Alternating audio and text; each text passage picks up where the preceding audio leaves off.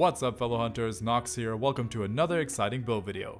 Today we have 6 longsword builds with comfy and meta options. Before we jump in, just a quick reminder that very good talismans are now ridiculously easy to get, so don't let any of mine discourage you. Let's go. We're gonna start with the ultimate comfy damage build for longsword, the Papercut.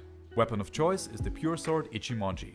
315 attack, massive purple sharpness, 10% affinity and great slots. The element is not important for the build here. A talisman with attack boost level 3 and 1 level 2 slot will get you all the essential skills, and as mentioned before, that's super easy to get now.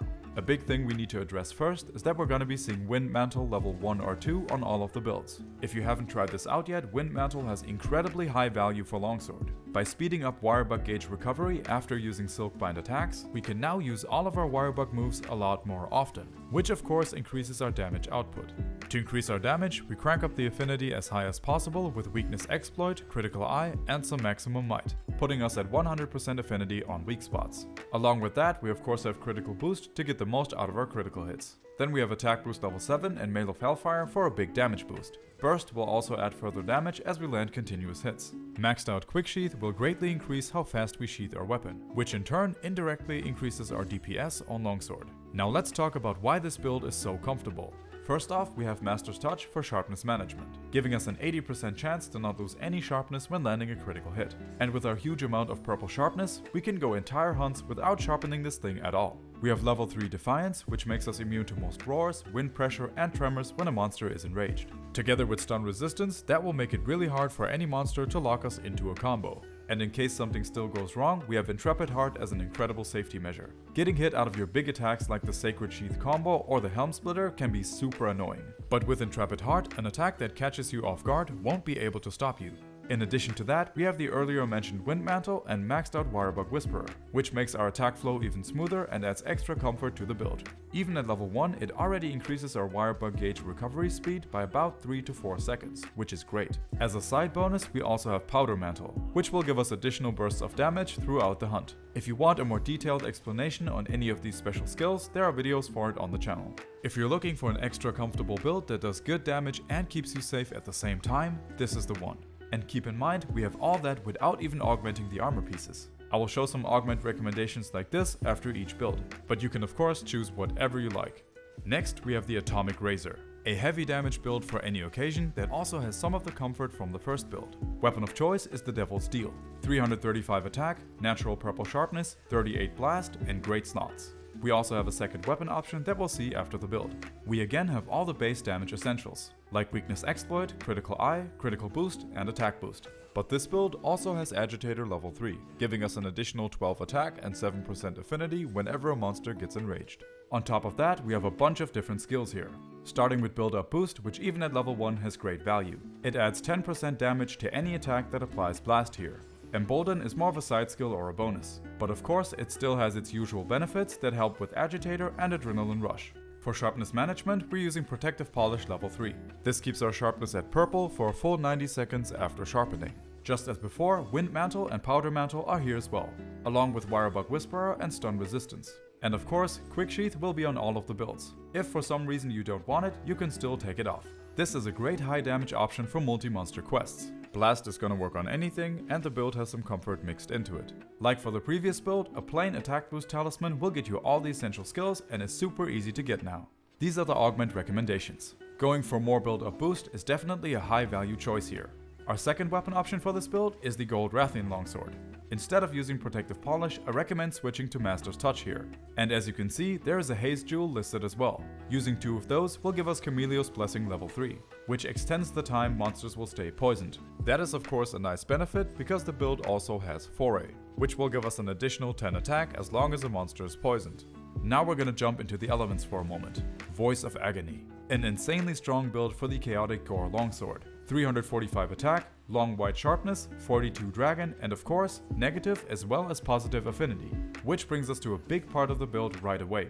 The incredible synergy that happens between the Chaos Weapon, Bloodlust, and Coalescence. Chaos Weapons start with their natural affinity being both negative and positive. But when overcoming the Frenzy Virus, the negative 30 become positive and get added to the 15, giving us 45% affinity. which is where the skill Bloodlust comes in. The skill will infect us with the Frenzy virus, and that allows us to unlock the crazy affinity on the weapon.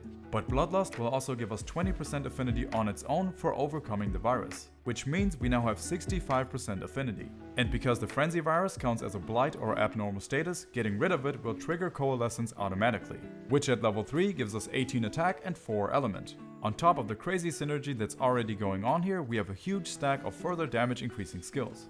We again have max attack boost and Mail of Hellfire to greatly increase raw damage, as well as weakness exploit and critical boost to get the most out of our hits at all times. On paper, we could also use weakness exploit level 2 and 1 level of critical eye.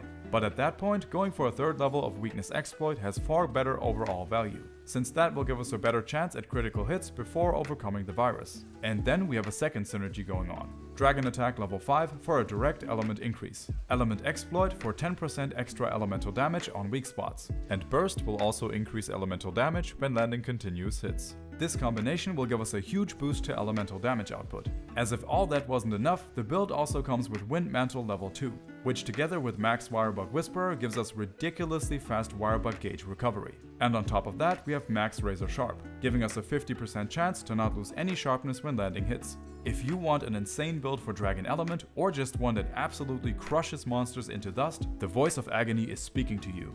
Budget talisman for the build will be the same as before. For the augments, I recommend going for more Element Exploit or any of the level 2 skills on the decoration list. Blaze of Glory. A high damage fire build with huge potential. Weapon of choice is the Magma Drawn Longsword. 325 attack, long wide sharpness and 75 fire. We're also going to see 2 additional weapon options later on.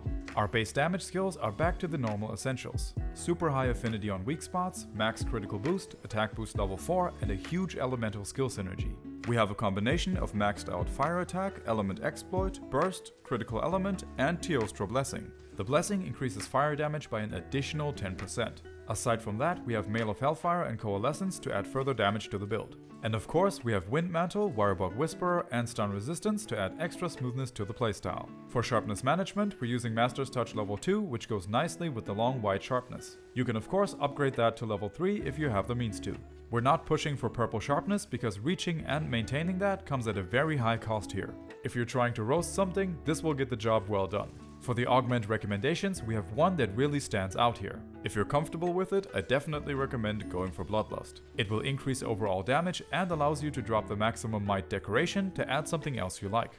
The additional weapons are of course the Rathalos and Flaming Espenas Longsword. Both have natural purple sharpness, which is why we want to use them with Protective Polish instead of Master's Touch. All 3 weapons are very close in overall performance. However, if you're confident in hitting weak spots, the Magma Drawn Longsword will come out on top due to its high elemental output on weak spots. Multiverse. A flexible high damage template for multiple weapons and elements. I'm using the Blizzard Longsword as example here, but if you look at the decoration list, you can see that the first one is listed as a Mastery or Sharp Jewel. That's because some of the weapons we'll see for this build later on will have natural purple sharpness. This build in general is very similar to the previous one aside from 2 big differences. The first one is that we have Wind Mantle level 2 here. This is fantastic for a build that can essentially use whatever elemental longsword you want. And the second one is that we have Kushala Blessing, which increases water and ice damage by 10%. But since we're getting that from decorations here, it means that you can replace it with anything else you like when not using those 2 elements. The augment recommendations are the same as for the previous one. Bloodlust would be outstanding, but only go for it if you're comfortable with it. That brings us to the other best suited weapons for the build. We have the Almudron, Valstrax, Zinogre and Kushala Longsword. These are some of the most powerful longswords in the game. With the 2 on the right, we of course want to switch to Protective Polish to maintain the sharpness. For the Kushala Longsword, it's worth mentioning that you of course won't have to go for the sharpness augment on the weapon if you have a handicraft augment or decoration on the armor.